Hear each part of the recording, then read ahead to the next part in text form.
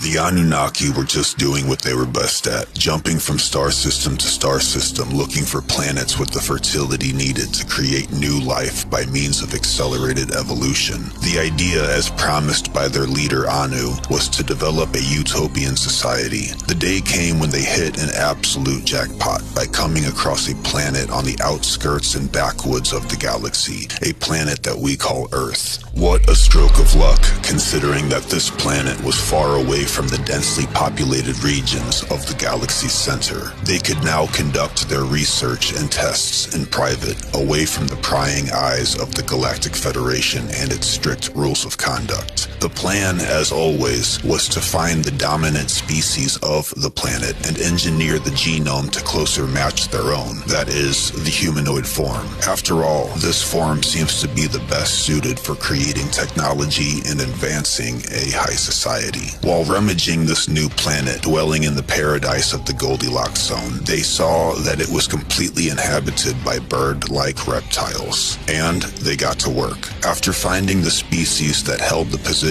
of the top of the food chain, they began to augment the DNA in laboratories and created a creature of intelligence, foresight, and of course, humanoid form. Despite having absolute success in this tampering, a gigantic problem occurred that was familiar to the blood workers of the Anunnaki. The beings that they created, despite being of great intelligence, were extremely violent and rebellious. This mishap came from a misunderstanding. You see, on a planet of such high density, to be at the top of the food chain, one must be a predator. So no matter how advanced they made these new creatures, they would always violently lash out against their creators. This, of course, is no way to create a utopian society. Attempts to undo their work in order to save themselves from their own violent creation became futile. This new creature was cunning, manipulative, and disgustingly bloodthirsty. The power of these new reptilian humanoids could not be battled against. Anu was left with one option to rid themselves of this mistake, to destroy the entire planet instead.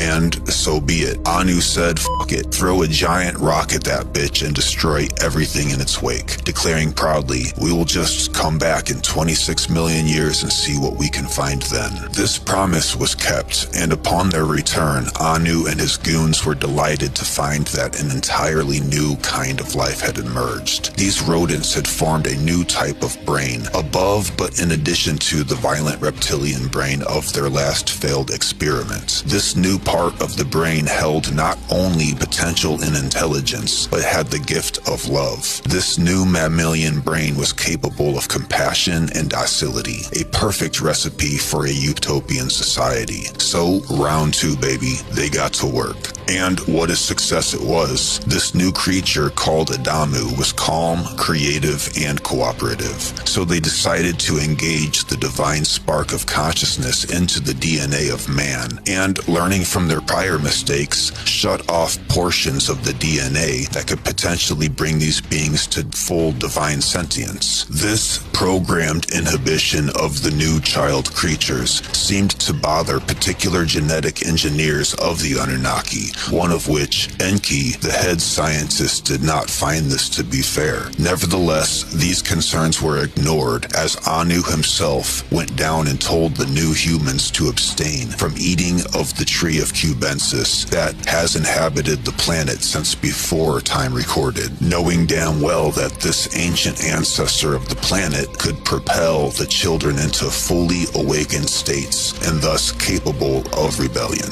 The new children of Enki's creation were then put to work. The entire species was told to mine gold and do labor day in and day out in order to keep their paradise and the programming necessary to ward off death. By now, it became clear to Enki and the other genetic engineers that Anu's promise to create a utopian society was a lie. They had been working for a clever con man. You see, deliberately isolated from the law put forth by the Council of Nine and the Galactic Federation, Anu had created a docile slave race to worship him and to do the dirty work. This broke the heart of Enki. Anunnaki. After all, these people were his children. So he decided to come down and make clear to Adamu and his children that the plan of Anu was that of deceit. He encouraged them to eat from the tree of the earth ancestors in order to bring them to full divine sentience. And, well, Anu was pissed. So pissed off that he again decided to destroy the planet, this time with a great flood. But this motion created a disagreement between the Anunnaki brethren, causing a war in heaven. The children of Enki were warned of this plan to flood the earth so that they could be given the opportunity to live, and of course, one day evolved to the level needed to join the ranks of the Galactic Federation of Worlds. It was simply not fair to the new children to be wiped out, as they were now blessed with the divine spark of the Godhead. The war in heaven became such a mess that the Galactic Federation had to step in and kick all of the Anunnaki out of this particular solar system, leaving humans, of course, to their own devices, but also giving them a chance to advance at their own merits. For the first time, humans would be left completely alone in the universe, with the few and far between exceptions of trespassing civilizations that would sneak into the planet from time to time to either help nudge the children closer to God, or in more sinister cases, study this new form of genitalia that made procreation in such a high density possible. But after leaving the humans alone to be watched and rooted for, one gigantic problem became clear: a terrible and ignorant oversight that haunts us to this day. You see, when Anu threw that giant rock at the planet to destroy the extremely advanced reptilian first experiment, it only wiped out the surface of the earth. And when they returned to create children from the new mammals, they underestimated the cunning of the terrible bloodthirsty reptiles. They forgot to look underground. After forming an entire civilization within the earth, away from the law of the Federation, frankly a form of deceit that they picked up from Lord Anu himself, the reptiles had no choice but to continue on the only way that they knew how, as predators. The new children, called the human beings, inherited the surface of the earth and were left alone,